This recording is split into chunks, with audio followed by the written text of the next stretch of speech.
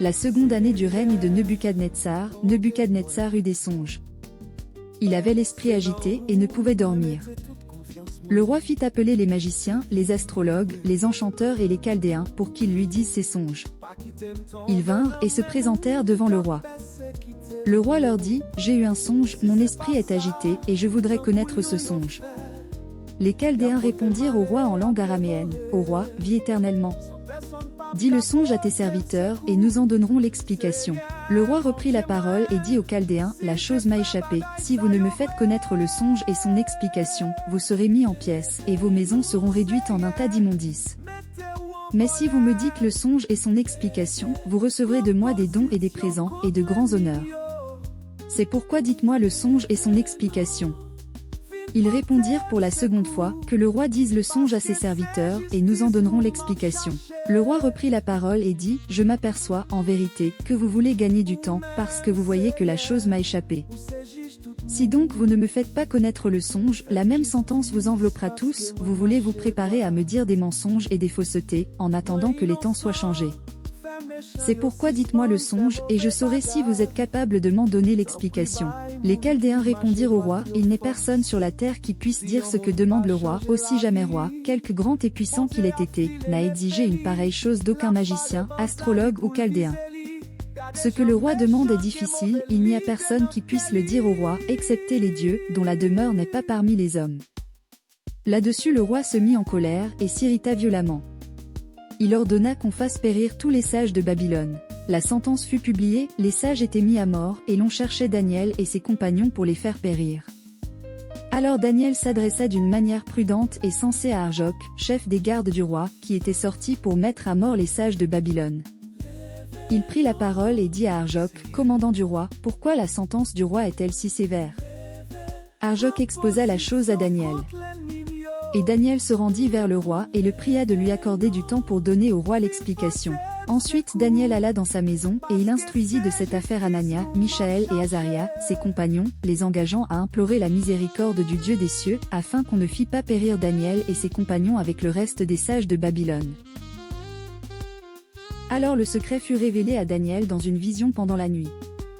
Et Daniel bénit le Dieu des cieux. Daniel prit la parole et dit, « Béni soit le nom de Dieu, d'éternité en éternité.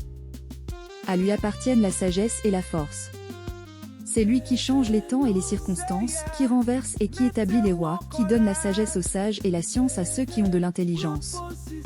Il révèle ce qui est profond et caché, il connaît ce qui est dans les ténèbres, et la lumière demeure avec lui. Dieu de mes pères, je te glorifie et je te loue de ce que tu m'as donné la sagesse et la force, et de ce que tu m'as fait connaître ce que nous t'avons demandé, de ce que tu nous as révélé le secret du roi. » Après cela, Daniel se rendit auprès d'Arjoc, à qui le roi avait ordonné de faire périr les sages de Babylone. Il alla, et lui parla ainsi, « Ne fais pas périr les sages de Babylone.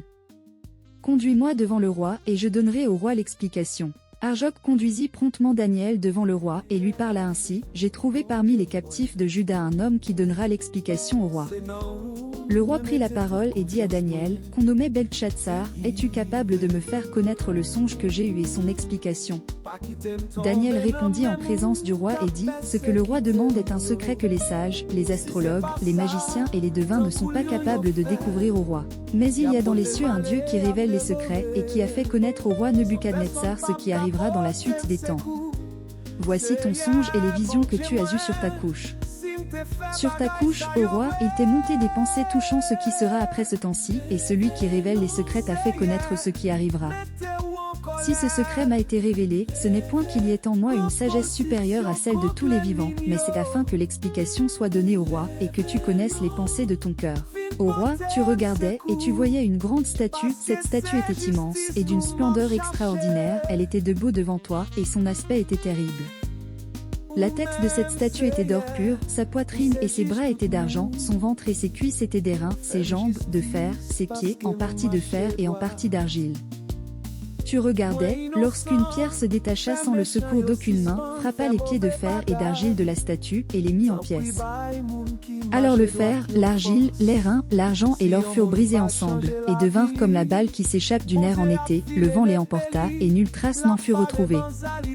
Mais la pierre qui avait frappé la statue devint une grande montagne, et remplit toute la terre. Voilà le songe. Nous en donnerons l'explication devant le roi. Ô roi, tu es le roi des rois, car le Dieu des cieux t'a donné l'empire, la puissance, la force et la gloire, il a remis entre tes mains, en quelques lieux qu'il habite, les enfants des hommes, les bêtes des champs et les oiseaux du ciel, et il t'a fait dominer sur eux tous, c'est toi qui es la tête d'or. Après toi, il s'élèvera un autre royaume, moindre que le tien, puis un troisième royaume, qui sera d'airain et qui dominera sur toute la terre. Il y aura un quatrième royaume, fort comme du fer. De même que le fer brise et rompt tout, il brisera et rompra tout, comme le fer qui met tout en pièces. Et comme tu as vu les pieds et les orteils en partie d'argile de potier et en partie de fer, ce royaume sera divisé. Mais il y aura en lui quelque chose de la force du fer, parce que tu as vu le fer mêlé avec l'argile.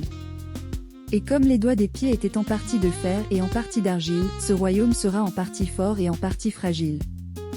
Tu as vu le fer mêlé avec l'argile, parce qu'ils se mêleront par des alliances humaines. Mais ils ne seront point unis l'un à l'autre, de même que le fer ne s'allie point avec l'argile. Dans le temps de ces rois, le Dieu des cieux suscitera un royaume qui ne sera jamais détruit et qui ne passera point sous la domination d'un autre peuple. Il brisera et anéantira tous ces royaumes-là et lui-même subsistera éternellement. C'est ce qu'indique la pierre que tu as vue se détacher de la montagne sans le secours d'aucune main et qui a brisé le fer, l'airain, l'argile, l'argent et l'or. Le grand Dieu a fait connaître au roi ce qui doit arriver après cela. Le songe est véritable et son explication est certaine.